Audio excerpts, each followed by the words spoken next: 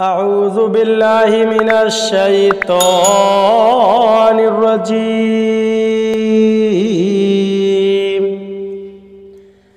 بسم اللہ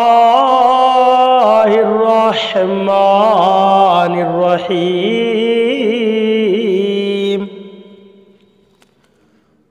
نون والقلم وما یسطرون۔ ترجمہ کنز الایمان، اللہ کے نام سے شروع جو نہایت مہربان رحم والا۔ قلم اور ان کے لکھنے کی قسم۔ ترجمہ کنز العرفان، نون قلم اور اس کی قسم جو لکھتے ہیں۔ نون یہ حروف مقطعات میں سے ایک حرف ہے، اس کی مراد اللہ تعالی ہی بہتر جانتا ہے۔ والقلم وما یسطرون، قلم اور ان کے لکھنے کی قسم۔ ایک قول یہ ہے کہ اس آیت میں قلم سے مراد وہ قلم ہے جس سے لوگ لکھتے ہیں، اور ان کے لکھنے سے مراد لوگوں کی دینی تحریریں ہیں۔ دوسرا قول یہ ہے کہ قلم سے مراد وہ قلم ہے جس سے فرشتے لکھتے ہیں، اور ان کے لکھنے سے بنی آدم کے اعمال کے نگہبان فرشتوں کا لکھنا مراد ہے، یا ان فرشتوں کا لکھا مراد ہے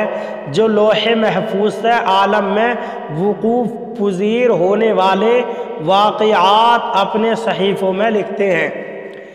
تیسرا قول یہ ہے کہ اس قلم سے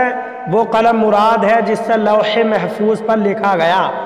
یہ نوری قلم ہے اور اس کی لمبائی زمین و آسمان کے فاصلے کے برابر ہے، اور ان کے لکھے سے لوح محفوظ پر لکھا ہوا مراد ہے۔ اس قلم نے اللہ تعالیٰ کے حکم سے لوح محفوظ پر قیامت تک ہونے والے تمام امور لکھ دیے ہیں، جیسا کہ حضرت عبادہ بن صامت رضی اللہ تعالیٰ عنہ سے روایت ہے، رسول کریم صلی اللہ علیہ وسلم نے ارشاد فرمایا، اللہ تعالیٰ نے سب سے پہلے قلم کو پیدا فرمایا اور اس سے فرمایا لکھ۔ وہ عرض گزار ہوا، اے میرے رب عز و جل میں کیا لکھوں؟ ارشاد فرمایا جو کچھ ہو چکا اور جو ابد تک ہوگا سب کی تقدیر لکھ دے۔ اور سنن ابو داود کی روایت میں ہے کہ اللہ تعالیٰ نے قلم سے ارشاد فرمایا قیامت تک جو چیزیں ہوں گی سب کی تقدیریں لکھ دے۔ ما انت بنعمت ربک بمجنون۔ ترجمہ کنز الایمان، تم اپنے رب کے فضل سے مجنون نہیں۔ ترجمہ کنز العرفان، تم اپنے رب کے فضل سے ہرگز مجنون نہیں ہو۔ ما انت بنعمت ربک بمجنون، تم اپنے رب کے فضل سے ہرگز مجنون نہیں ہو۔ کفار نے نبی اکرم صلی اللہ علیہ وسلم کی شان میں گستاخی کرتے ہوئے کہا، یا ایھا الذی نزل علیہ الذکر انک لمجنون۔ سورہ حجر آیت نمبر 6۔ ترجمہ، اے وہ شخص جس پر قرآن نازل کیا گیا ہے بے شک تم مجنون ہو۔ اللہ تعالیٰ نے قسم ارشاد فرما کر ان کی بدگوئی کا رد کرتے ہوئے اپنے حبیب صلی اللہ علیہ وسلم سے ارشاد فرمایا، اے پیارے حبیب صلی اللہ علیہ وسلم، قلم اور ان کے لکھنے کی قسم آپ مجنون نہیں ہیں، کیونکہ آپ پر آپ کے رب تعالیٰ کا فضل ہے اور اس کا لطف و کرم آپ کے شامل حال ہے۔ اس نے آپ پر انعام و احسان فرمائے، نبوت اور حکمت عطا کی، مکمل فصاحت، کامل عقل، پاکیزہ خصائل اور پسندیدہ اخلاق عطا کیے۔ مخلوق کے لیے جس قدر کمالات ہونا ممکن ہیں وہ سب اعلیٰ وجہ الکمال عطا فرمائے، اور ہر عیب سے آپ کی بلند صفات ذات کو پاک رکھا۔ اور ان چیزوں کے ہوتے ہوئے آپ مجنون کیسے ہو سکتے ہیں؟ یہاں ایک نکتہ قابل ذکر ہے، قرآن پاک میں بکثرت مقامات پر انبیاء اکرام علیہم السلام سے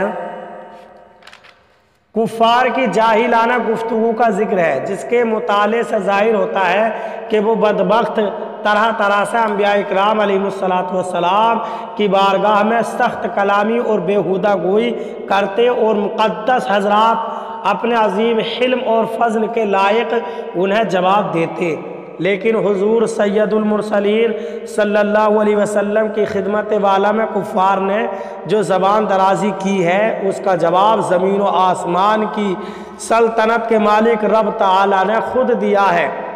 اور محبوب اکرم مطلوب اعظم صلی اللہ علیہ وسلم کی طرف سے خود دفاع فرمایا ہے، اور طرح طرح سے حضور پر نور صلی اللہ علیہ وسلم کی کفار کے الزامات سے پاکی اور براءت ارشاد فرمائی ہے، اور بکثرت مقامات پر دشمنوں کے الزامات دور کرنے پر قسم یاد فرمائی، یہاں تک کہ غنی اور غنا کرنے والے رب تعالیٰ نے ہر جواب سے حضور اقدس صلی اللہ علیہ وسلم کو بے نیاز کر دیا، اور اللہ تعالیٰ کا جواب دینا حضور انور صلی اللہ علیہ وسلم کے خود جواب دینے سے بدرجہ حضور پر نور صلی اللہ علیہ وسلم کے لیے بہتر ہوا،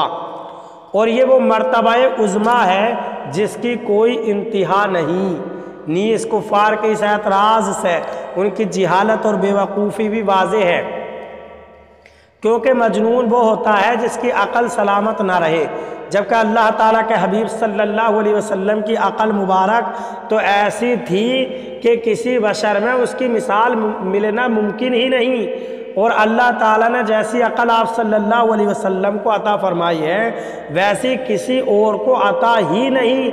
کی، تو پھر آپ صلی اللہ علیہ وسلم کی طرف جنون کی نسبت کرنا جہالت کے سوا اور کیا ہے۔ عقل کی تعریف اور نبی اکرم صلی اللہ علیہ وسلم کی عقل مبارک کے بارے میں بیان کرتے ہوئے حضرت علامہ شیخ عبدالحق محدث دہلوی رحمۃ اللہ تعالی علیہ فرماتے ہیں، عقل کی حقیقت کے بارے میں لوگوں کا اختلاف ہے۔ لغت کی کتاب قاموس میں کہا گیا ہے کہ عقل چیزوں کے حسن و قباحت اور ان کے کمال و نقصان کی صفات کا علم کا نام ہے،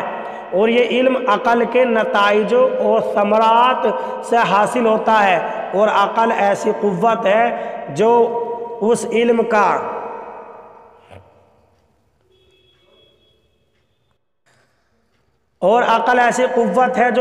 اس علم کا مبدا اور سر چشمہ ہے، اور بیان کیا کہ کہا جاتا ہے کہ انسان کی حرکات و سکنات میں محمود حیات کا نام عقل ہے، حالانکہ یہ بھی عقل کے خواص اور آثار کی قسم سے ہے۔ عقل کی تعریف کے بارے میں قول حق جیسے علماء نے بیان کیا یہ ہے کہ عقل ایک روحانی نور ہے جس سے ضروری اور نظری علوم معلوم ہوتے ہیں، اور عقل کے وجود کا آغاز بچے کی پیدائش کے ساتھ ہے، پھر وہ رفتہ رفتہ نشو و نما پاتا ہے، یہاں تک کہ بالغ ہونے کے وقت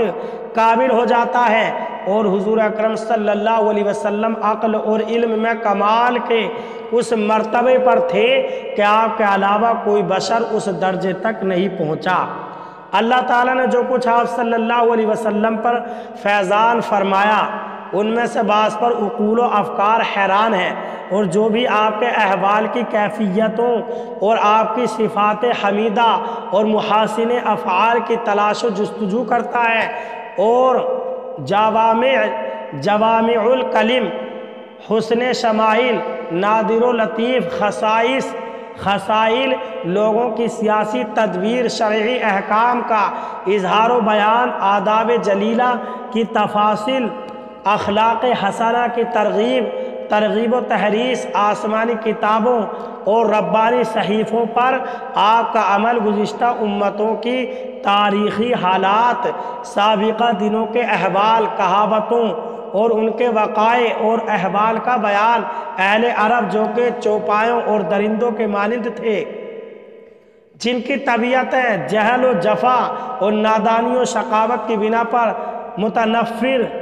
اور دور رہنے والی تھیں، ان کی اصلاح و تدبیر، ان کے ظلم و جفا اور ایذا تکلیفوں پر آپ کا صبر و تحمل، پھر ان کو علم و عمل، حسن اخلاق اور اعمال میں انتہائی درجے تک پہنچانا، انہیں دنیا و آخرت کی سعادتوں سے بہر و بر کرنا، پھر کسی طرح ان سعادتوں کو اپنے نفسوں پر اختیار کرنا اور ان کا اپنے گھروں، دوستوں، عزیزوں کو آپ صلی اللہ علیہ وسلم کی خوشنودی کی خاطر چھوڑ دینا، ان سب چیزوں کا اگر کوئی مطالعہ کرے تو وہ جان لے گا حضور اقدس صلی اللہ علیہ وسلم کی عقل کامل اور آپ صلی اللہ علیہ وسلم کا عمل کس مرتبہ و مقام پر تھا۔ جو بھی آپ صلی اللہ علیہ وسلم کے احوال شریف کو ابتدا سے لے کر انتہا تک مطالعہ کرے گا، وہ دیکھے گا کہ پروردگار عالم نے آپ صلی اللہ علیہ وسلم کو کتنا علم عطا فرمایا اور آپ پر اس کا کتنا فیضان ہے، اور ما کانا وما یکون یعنی گزشتہ اور آئندہ کے علوم و اسرار بدیہی طور پر کس طرح حاصل ہیں، تو وہ شک و شبہ اور وہم و خیال کے بغیر علم نبوت کو جان لے گا۔ چنانچہ حق تعالیٰ نے حضور اکرم صلی اللہ علیہ وسلم کی مدح و ثنا اور وفور علم کے بارے میں فرمایا وَعَلَّمَكَ مَا لَمْ تَكُنْ تَعْلَمْ وَكَانَ فَضْلُ اللَّهِ عَلَيْكَ عَظِيمًا، سورہ نساء آیت نمبر 113۔ ترجمہ، اور آپ کو وہ سب کچھ سکھا دیا جو آپ نہ جانتے تھے اور آپ پر اللہ کا فضل بہت بڑا ہے۔ حضرت وہب بن منبہ رحمۃ اللہ تعالیٰ علیہ، جو کہ تابعی سند کے حوالے سے قابل اعتماد، ہمیشہ سچ بولنے والے عالم، صاحب کتب و اخبار تھے، فرماتے ہیں کہ میں نے متقدمین کی 71 کتابیں پڑھی ہیں۔ میں نے ان تمام کتابوں میں پایا کہ حق سبحانہ و تعالیٰ نے دنیا کے آغاز سے لے کر دنیا کے انجام تک تمام لوگوں کو جس قدر عقلیں عطا فرمائی ہیں، ان سب کی عقلیں نبی اکرم صلی اللہ علیہ وسلم کی عقل مبارک کے مقابلے میں یوں ہیں جیسے دنیا بھر کے ریگستانوں کے مقابلے میں ایک ذرہ ہے۔ آپ کی رائے ان سب سے افضل و اعلیٰ ہے۔ عوارف المعارف میں بعض علماء سے نقل کیا ہے پوری عقل کے 100 حصے ہیں، ان میں سے 99 حصے حضور اکرم صلی اللہ علیہ وسلم میں ہیں اور ایک حصہ تمام مسلمانوں میں ہے۔ بندہ مسکین کہتا ہے، یعنی شیخ عبدالحق محدث دہلوی فرماتے ہیں کہ اگر وہ یوں کہیں کہ عقل کے 1000 حصے ہیں جن میں سے 999 حصے حضور انور صلی اللہ علیہ وسلم میں ہیں اور ایک حصہ تمام لوگوں میں ہے، تو اس کی بھی گنجائش ہے، اس لیے کہ جب آپ صلی اللہ علیہ وسلم میں بے انتہا کمال ثابت ہے تو آپ کی شان میں معبود ہونے کے علاوہ جو کچھ بھی کہا جائے گا بجا ہوگا۔ اس پر اگر حاسدوں کا سینہ جلے اور گمراہوں کا دل تنگ ہو تو اس کا کوئی علاج نہیں۔ اللہ تعالیٰ ارشاد فرماتا ہے اِنَّا أَعْطَيْنَاكَ الْكَوْثَرَ،